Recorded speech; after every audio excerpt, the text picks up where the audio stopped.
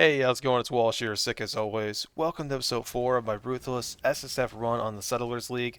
So, Fire Trap of Blasting feels pretty incredible. The mapping is wonderful. Of course, I still have some survivability issues, but I mean, that's to be expected with such a terrible life pool. I randomly got another Herald of Ice, which is pretty funny. But pretty outside of like survivability, the damage on this character is phenomenal. I no longer struggle to kill every single rare I see. I can kill all the like ore stuff a lot easier, like where you have to kill the 5 plants or whatever. So that feels really nice. But anyway, I hope you enjoy the video, and I'll see you near the end. So I've mostly been focusing on just trying to level up this character. I haven't really been trying to like push more completions or anything like that. Hey, I got a gold worm. Okay. I mean, I feel like since they got rid of Quant, they should have increased the movement speed on those boots, but whatever, it's no big deal. This character, like I was saying before, the mapping is feeling incredible. No joke, it's like 5 to 10 times better than Pyroclast Mine, and I know that kind of sounds like an exaggeration, but it really is. Not just in terms of damage, not just in terms of movement speed, but just in terms of quality of life alone, it's at least 3 to 4 times better. You know, you just throw your trap out, you kill stuff, you keep moving. It would be like if I got skitter bots on this character, oh my god, it would be absolutely ridiculous. Not only would the chill just help me stay alive, I mean, granted, like that little chill effect isn't going to do a whole lot against like a hasted rare or anything like that, but it really does make a difference. Anyway, I was doing some more maps, and the single target, as you saw, feels pretty good. Granted, these are pretty low tier. I got a second charge traps in the exact same map. Well, I mean, not the same map as the first one I got, but you know, the exact same layout. It was another ancient city or whatever that map is called. Did some more ships, haven't hit anything too crazy. I know that food gives you currency and stuff like that, but like honestly, I just keep wanting to experiment and see what I can get doing different various things. Because a lot of the assumptions people had in global chat were completely wrong. Because people kept thinking we could just do one type of ore and you would just get a bunch of skill gems and support gems, which is not the case. Which, to be fair, I would have liked to have seen that, but it would have been kind of busted for Ruthless. But anyway, I was lucky enough to get another Kirak mission. But to be honest with you, they're way less valuable now until I start getting yellow tier, because the white tier maps cannot complete the ones in red. I'm not sure if they can do yellow, I highly doubt it, but at the very least I could save them up to hopefully get some unique map completions, because that is always a problem. I had so many alchemy orbs, I kind of started getting a little greedy and just kind of using them on any piece of jewelry I could. And I'm finally res capped, which feels really nice, or pretty close to res capped anyway. I can do these iron nodes now almost all the time, like 100% of the time almost, without dying, which feels incredible. Because on Pyroclast Mind, I was dying, no joke, at least once or twice every time. On this character, I die once every like 10 encounters, unless of course it's a rippy map. As you can see, I did finally find my first trial of the Ascendancy. I'm definitely going to wait a little bit before I do that, just because this character is still kind of squishy. I mean, I'm probably still going to end up doing it like level 76 or 77 or something like that. But, you know, I still want to get that opportunity to try to get a little bit more gear. I did my Maven invitation, got some more skill points. I am going to go for 30% map drop, and then I'm going to go up the center of the tree, and I'm going to get the entire pack size wheel. Got another scouting report, which is always amazing to see. I'm really hoping that by getting all of the pack size stuff, it's also going to increase how much gold I get. I mean, granted, it should regardless because you know you're killing more stuff, but you never know. It might not. Well, I mean, it will, but I mean, by how much? Oh my god. What are those gloves? So it had 3 res. It felt wrong not to slam them, so I'm slamming them. Okay. Am I wrong? I feel like these gloves are almost as strong as the gloves I made in Necropolis. Like, no joke, I think like they're basically the same stats. I think the life is about the same and the res is the same. Now, granted, because of this league with all the health changes, which I love by the way, those gloves aren't as good anymore, but I am not complaining. That's like 120 res and 60 life. I'm very happy. Got my first yellow Kirak map, which was lucky enough to give me another yellow map I needed, which is pretty fantastic.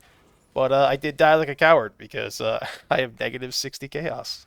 On top of Kirak giving me that map, the map also dropped another one I needed for completion, and the tier 10 it dropped gave me my first red map. So if I complete this map, I can officially reroll into any Ascendancy I want, which, to be honest with you, is probably not going to happen for a little while because I'm loving this character. But I mean, if you've ever seen any of my series, you probably know that I can reroll at any time. But I do like this build. I did drop a tier 12, but unfortunately I lost it to one of those instance crashes, which made me very sad. And I took a little break because I was very salty. I'm gonna be honest with you. I was very tilted. I was excited. I was on a roll. I went from like tier 7 all the way to tier 12, and I lost the tier 12, and I was sad. But anyway, got tier 9 done. Got another Maven invitation, which felt incredible. Got some more skill points on the tree. Once again, my goal right now is to get 30% map drop chance, or sorry, 30% increased maps found in your area, and then go up for the pack size wheel, which will feel incredible. I'm going to be honest with you. Normally, I just rush to the edge after that and just get those like Maven shape or Maven nodes that give you like plus 2% chance for plus 1 and whatever. But I think I'm going to at least put 3 points in just so I have a chance of seeing Essence because I really want to craft rings this league like I always do in jewelry, make prismatic rings, 5-to-1 jewelry and whatnot. I'm not going to go super. Oh my god. What is that helmet? I upgraded my helmet, and I figured I'd waste my Eldritch currency on it.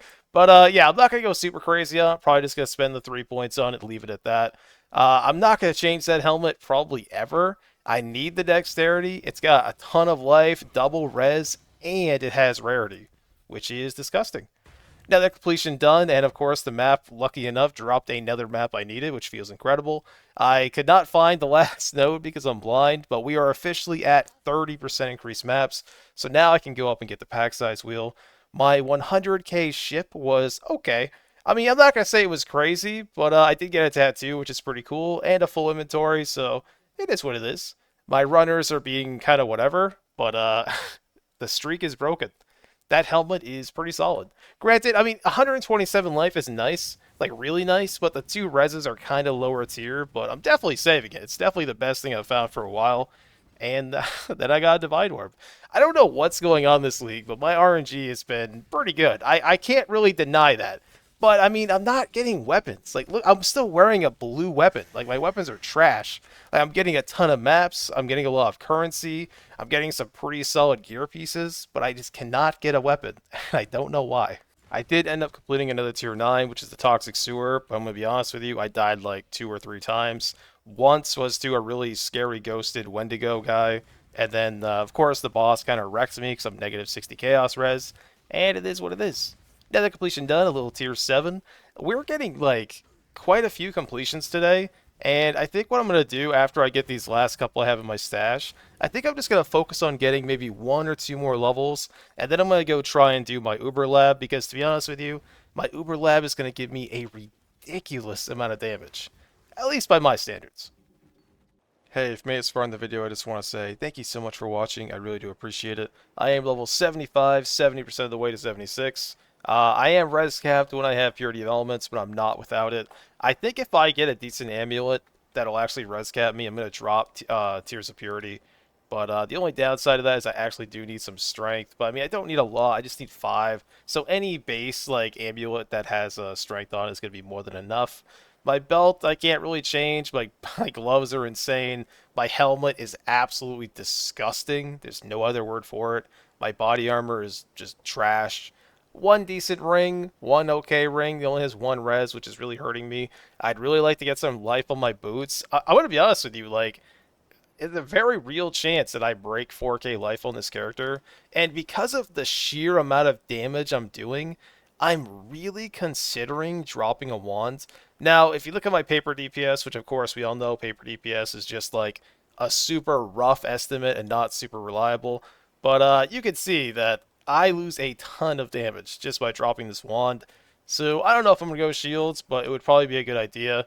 If I do get to drop Purity of Elements, I think I'm going to try messing with Grace for a little while. I mean, maybe not immediately because I'm going to put it on just to level it up.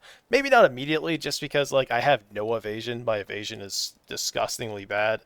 But maybe I'll use like Herald of Ice until I get some decent evasion pieces. I don't know. I'm not sure. On top of that, once I get Revenge of the Hunted, I'm going to take the Mastery and get the spell suppression for having all my gear be evasion. And then I will be spell suppression capped essentially because I do have lucky spell suppression, which it's not technically capped. It'll be like 90 something or something like that. I don't know. It'll be a lot. I'll be fine for a while. I do have 2 spots where I can get a jewel. Actually, I lied. I have one. I have one spot where I can get a jewel socket, so if I get a good jewel, that'll help me. I'm probably going to take Cold Hearted Calculation just for the mana regen. I'm not sure, though, because if I do hit the Dream and get a 5 link, then I can just use Inspiration, and I don't think mana's going to be an issue much more. Sorry, much longer, not much more. Doomcast, I'm going for that next, and then after that, I'll go for Heartseeker, and that should give me a nice boost to my damage. Now, here's the thing with Uber Lab, right? The obvious choice is Explosives Expert, but here's the thing. I don't think like my dream setup or whatever, if I get good weapons, I don't really think I'm gonna bother just splashing a little bit of cold damage for the chill.